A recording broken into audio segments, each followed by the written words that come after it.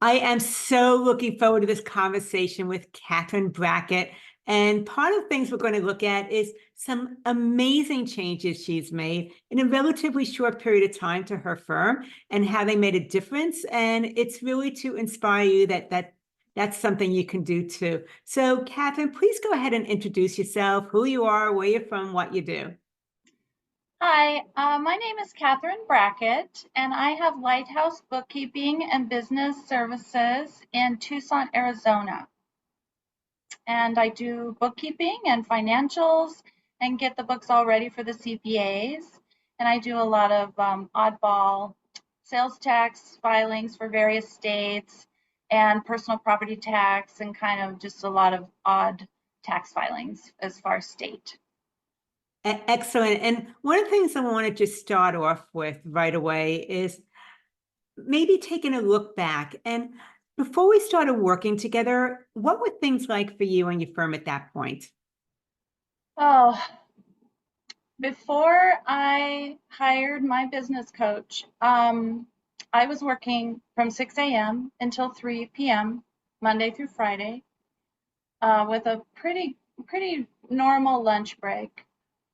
And I was kind of stuck in a situation where I had an assistant that was working with me, and my role was that I had some work to do, and then I would audit her work, and I was just bogged down with a lot of detail, but I didn't really notice, I wasn't aware of all the things I was doing that were unnecessary because they had kind of added up over the past 4 or 5 years.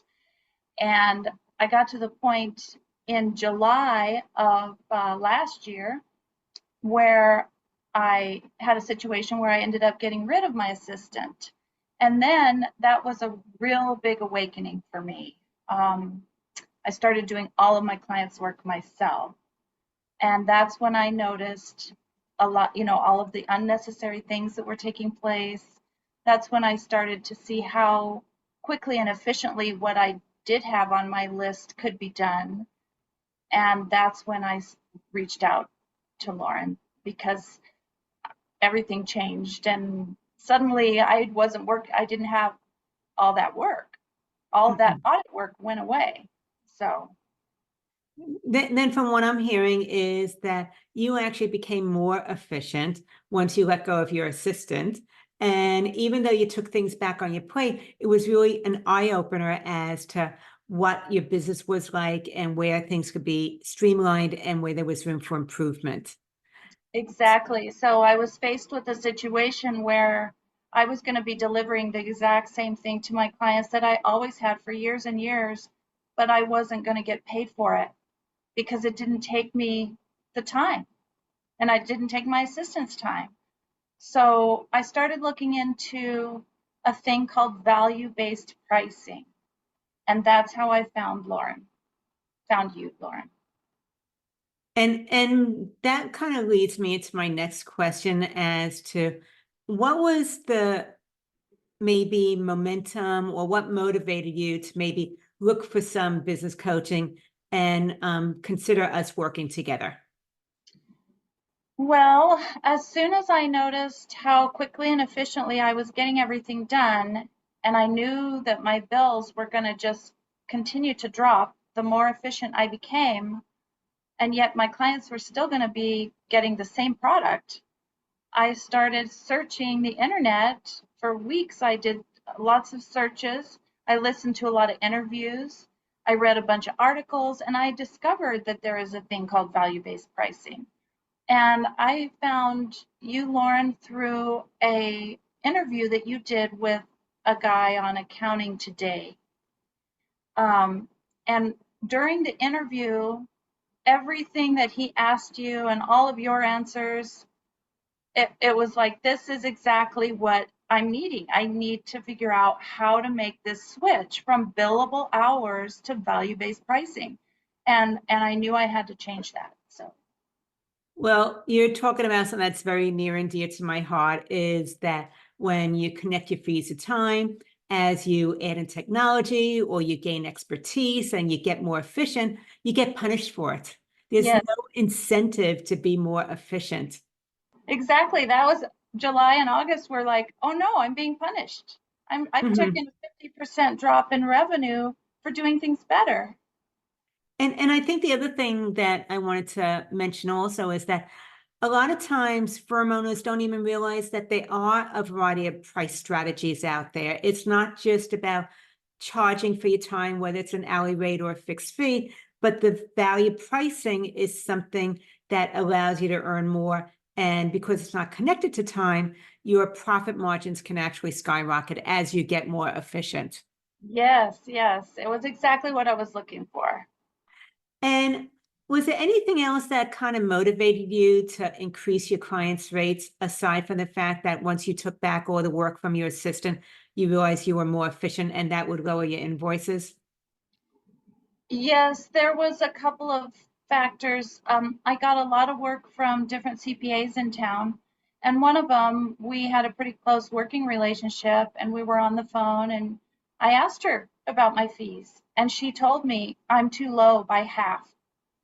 Hmm. And then I searched around a couple of other just informal research about fees, and I determined that that was true. And so I immediately started to focus on what I was delivering and how much it really is worth, as opposed to, how much time it took me. I want to say that CPA being honest with you, that is someone you want to stay connected with because the fact that not everybody would have let you know that your rates were too low. Someone would just continue to take advantage of that. So Yeah. please stay connected. Um, Yes, and that's wonderful. and I know that making the transitions in your business and also about the decision to engage with a business coach can bring up a lot of yes buts where you can second guess it and overthink yourself. Were there any obstacles that occurred for you when we were talking about working together? Well, the obstacles that I encountered were that I had never hired a business coach or worked with one, so I really didn't know what my expectations should be. I knew what I wanted. I wanted to make this switch, and I also wanted to become in control of my business. That Hmm. was another dimension that we haven't talked about, is that when I started my business, I just kind of fell into it. And for the beginning years, I just kind of felt like I was being dragged along by my clients' needs, and I wasn't really in the driver's seat. And Hmm. so I really wanted to gain, ownership of my business, make my own business decisions. And I knew what I wanted to accomplish, but I'd never had a coach. So I was nervous that my coach might not be able to help me accomplish the things that I really needed. The other obstacle that I had was um, just cash flow. I didn't have a lot of available cash. I was living month to month through billable hours that were rapidly dropping. I didn't have a lot of available cash, and so that was also an obstacle. Hmm. And I can understand that because I feel that working together is definitely an investment. I don't want it to be a cost. I want it to be that this is something that's going to increase your revenues, your profit margin, reduce your workload, but also having it be where it's a big leap. Yeah, it And was. and so I feel that trust needs to be earned. It's not something that I expect from anybody. And I really want to acknowledge the transparency of having some nervousness about that because I think that it ought to be a little bit of a difficult decision for people because you're committing to you making some changes also. Yeah, yeah. But at the end of the day, I mean, I thought about it for several days or a week. I called references, I looked up all kinds of things, I did my research, and I knew that I needed help. I needed support. I was all by myself. Hmm. I didn't have anyone to help me make changes in my business. And that really was what made me decide at the end is it might be more than I thought it would be. It might be foreign because I've never done it. But the bottom line is I need help. And Hmm. so I just, like you said, took the leap. And so you're bringing up something that I want to kind of ask you also is that you had a very specific agenda, which was taking back control of your business because of particular clients that were very demanding. Yes. And that was really your primary reason for us working together. How long do you think it took before you were able to notice any results that were directly aligned with the main reason that we were working together? Well, it's quite remarkable because the changes started to happen even before we had our first one-on-one. And I can't explain why that is, but it's true. From the time I decided to hire you to even just those few weeks of waiting for my schedule to arrive, I was already in the mindset of change. And I Mhm. started to see benefits immediately. So, yeah.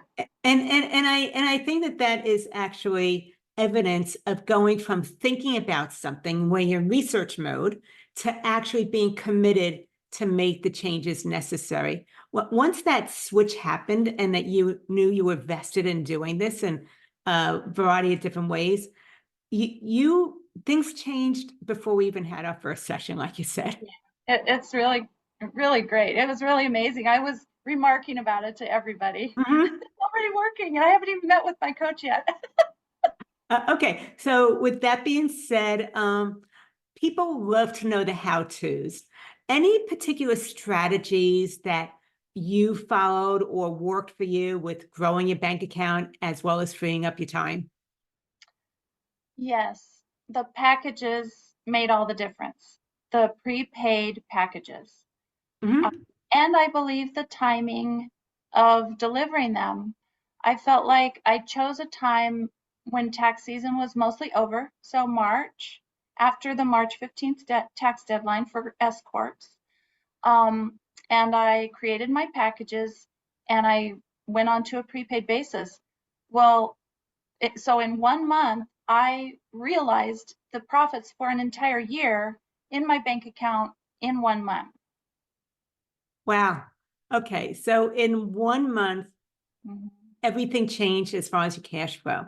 Yes, and it's partly because more than half of my clients opted for the yearly package. So they paid me upfront in March for an entire year. Okay. I just want to reiterate that because not everybody is familiar with packages. So can you explain how you put a package together or what that meant as far as how you work with your clients? Yes, the way that I did it was I used the templates that you provided, Mhm.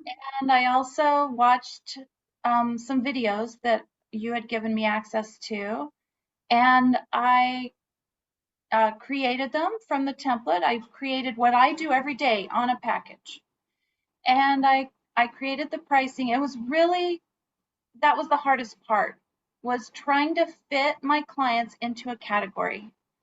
And getting away from this, oh, everybody's different, everybody's special, everybody has these unique needs, which is true, but I still need to fit them into my package. I still want a package to deliver to them. So Mhm.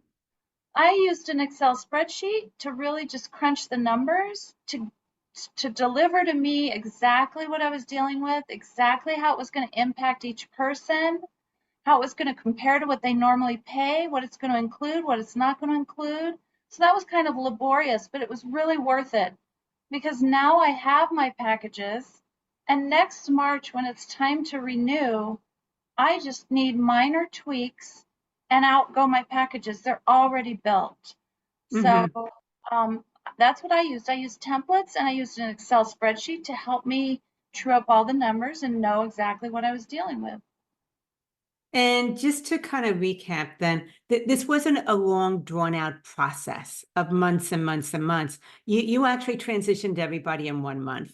I did. I think the creation of the literature, the package literature, and the Mhm. pricing and my Excel spreadsheet, I think it was about a week to 10 days. And I remember you and I went back and forth with a lot of the wording that you were going to use to really fine tune it so that it represented the changes you were making in your firm. Yes, exactly. And what's interesting was that I didn't work on anything else, which is really unusual because I'm usually working on my clients every day. Well, I didn't work on them at all. I worked on my business. Mhm. So that was kind of refreshing.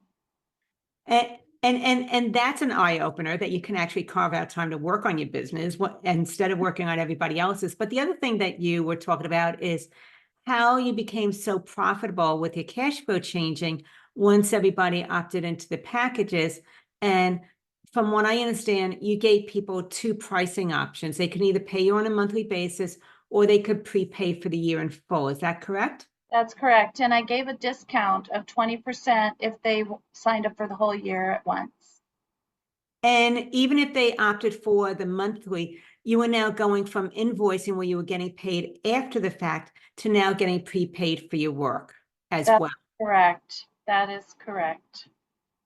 And I'm just going to jump ahead and ask, did anybody have any pushback or if somebody had questions, how did you deal with some of that? Because people don't like change. Um, I only had two clients who questioned the rate that I gave them. Hmm.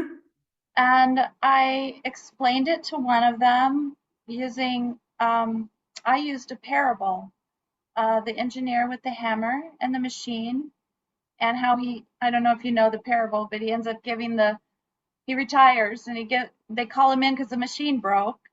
And Hmm. uh, he says, I'll fix the machine. He brings his hammer, he hits the machine starts, Oh, I and know he that gives one. him an invoice for $5,000. And the manager says, you were here for 5 minutes and you hit the machine. Now, how come you gave me an invoice for $5,000? And he said, well, if you look at the lines that I itemized, it's $5 for the hammer, but it's all the rest of it is for knowing where to hit the machine. So with one client, I gave her the parable, which she loved. And she said, I completely understand. Hmm. And with the other one that was kind of complaining, he came back and he said, well, I'm going to be retiring. I'm semi-retired. I'm not going to have that much work. And I simply said, as soon as your bank statements and all your activity reflects that reduction in work, I'd be happy to move you into a lower package. Hmm. And he never responded to that. So, Okay. So then the fact is that you knew how to respond to them and you didn't cave in. I didn't cave in. And in fact, I entered into a negotiation with one of my largest clients Hmm. that took us several days, maybe even a whole week of going back and forth. And I held my ground through this negotiation. And I ended up with them taking back a lot of the stuff I was doing back to their in-house staff, which they have over 150 employees. And I said, you got your accounting staff can take this and this and this. And I was able to give back probably quite a bit of work, busy work. Hmm.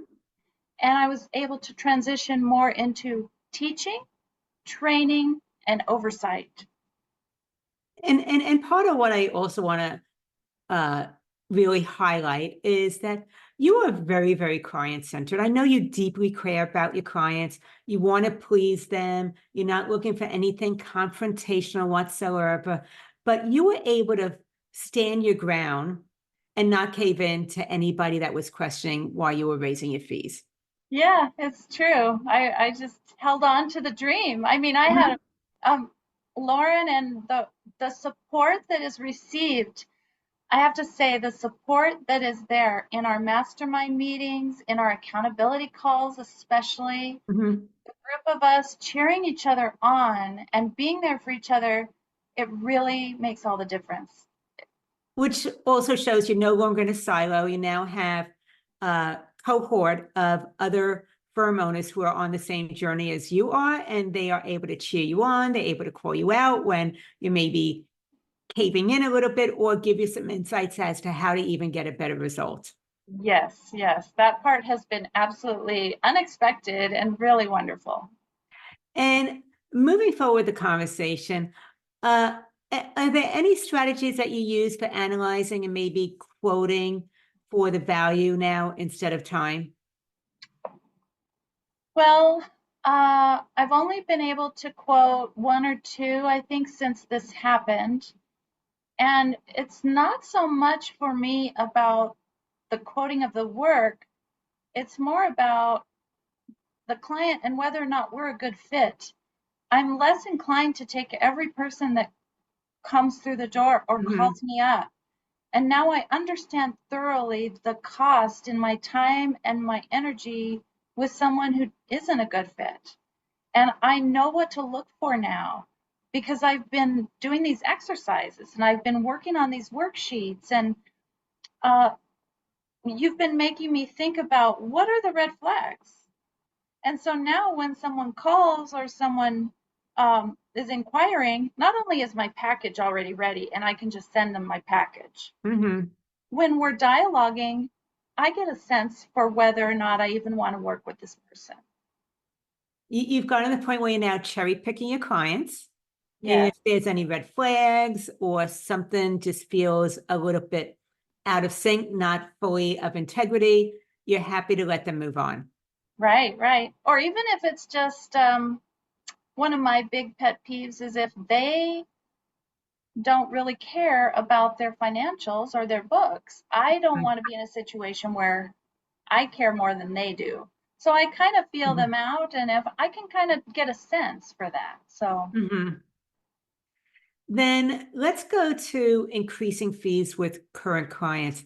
Is there anything that you did to kind of kickstart that and begin making it happen? Because you did it quicker than the average person does.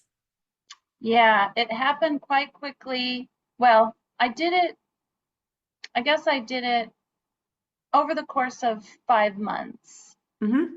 I There was a marked decline in the amount of hours that it took me to do the work, and at the same time, I adjusted my fees to what they normally pay, and it, that took place over probably 5 months before the packages were created.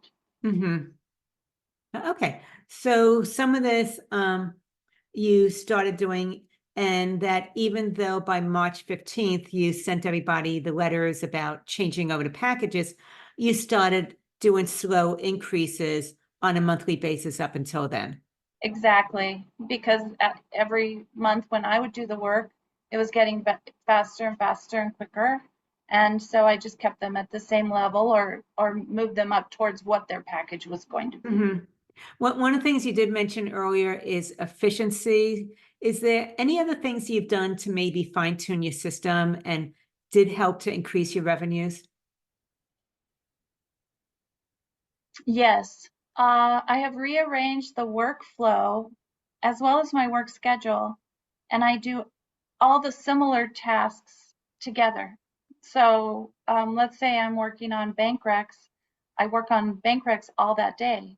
So instead of being over here and over there and kind of just scattered throughout the day, putting out fires or doing research and booking this and doing bank recs and all these varied tasks, I focus on one thing and I get a bunch of my clients done at once, which saves a lot of time and Mhm. just smooths things out. Okay. So you found that by maybe chunking things together that were similar, you were more efficient than going back and forth from one Yeah. client to another client and maybe doing a variety of different tasks over the course of the day. Yeah, like I do all the sales tax on one day Hmm. instead of doing all their other stuff and their sales tax. You know, while I'm logged into the website, the state's website, I do everybody. So all these things save time and I'm effort. sure that you're giving somebody a light bulb moment right now, Catherine. I hope so. It's kind Absolutely. of simple, but I wasn't doing it that way. But then I started and it was, now it's interesting. Ever since I've hired you as my business coach, I'm actively looking for ways to increase efficiency. Before, I wasn't really, I was just kind of on autopilot, Hmm. just kind of wandering through the day, doing what presented itself. I feel much more in control of what happens each day now. And I just want to really acknowledge that because a lot of people wish for it, but they never take the next move to make it happen. Oh, yeah, it's scary, but it's so worth it. Mhm.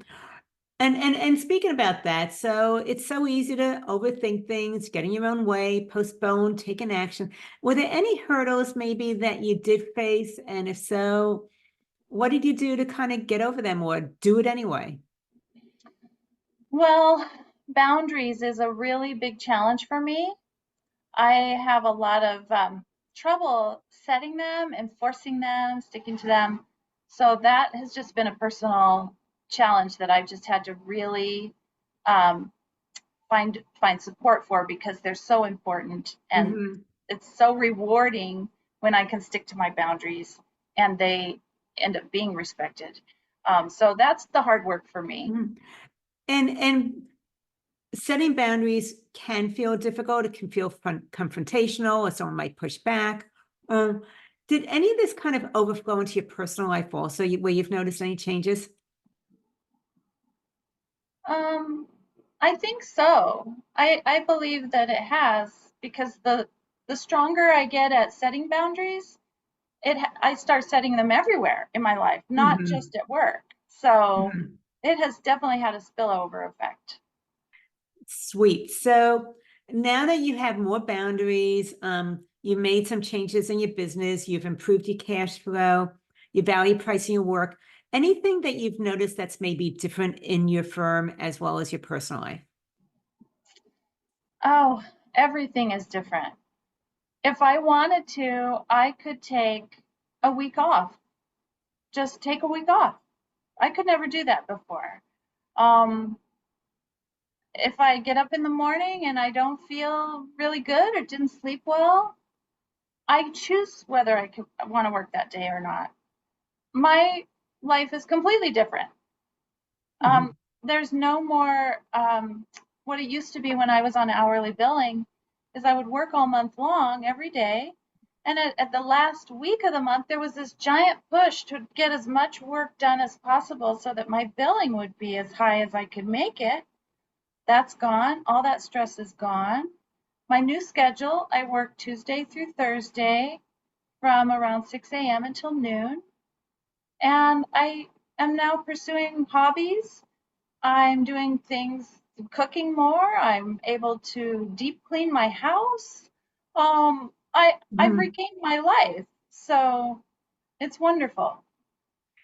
And getting back to your hours that you're working, you said before that you were working before 5 days a week, Monday to Friday, from about 6 to 3. And now you've reduced it Tuesday to Thursday, 6 to noon, but Mhm. it didn't affect your bank account.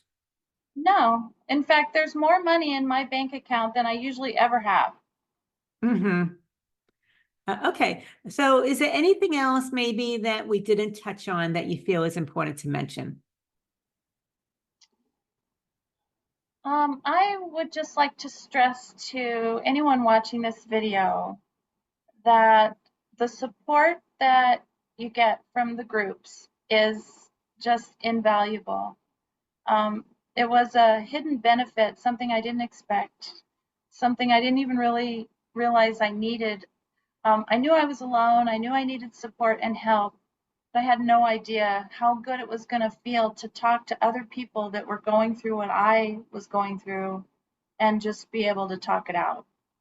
Um, I think that part of what you offer should really be highlighted. It makes a huge difference to the people who attend those meetings. I so appreciate that, Catherine. I feel very honored to be part of your inner circle. You've made changes, you've implemented. I know that you've inspired others as well. And if somebody wanted to reach out to you, what would be the best way for them to get in touch? They can email me. My email is Kathy, Kathy, dot lighthousetucson at gmail.com. And I'll spell Tucson. Tucson is Tucson. So that's Kathy.lighthousetucson at gmail.com. Excellent. Thank you so much, Kathy. And this is Lauren Fogelman with Business Success Solution, showing firm owners how to double their income working half the time. Take care. Bye. Bye.